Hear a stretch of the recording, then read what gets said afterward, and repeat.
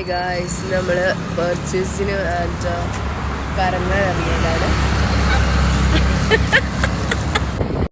ഞങ്ങൾ ഷോപ്പിംഗ് ഒക്കെ കഴിഞ്ഞ് തിരിച്ചു വരുമ്പോഴാണ് ഇത് സംഭവിച്ച മഴ. സത്യം പറഞ്ഞാൽ വിട്ടുപോയി. റെയിൻകോട്ടൊന്നും എടുത്തിട്ടില്ലായിരുന്നു. അപ്പം തോന്നിയ ഒരു ഐഡിയ, ഫുഡ് അടിക്കാൻ കയറിയല്ലോ എന്ന്. അങ്ങനെ ഫുഡ് അടിക്കാൻ കയറി. അത്യാവശ്യം നല്ല തിരക്കൊക്കെ ഉണ്ടായിരുന്നു.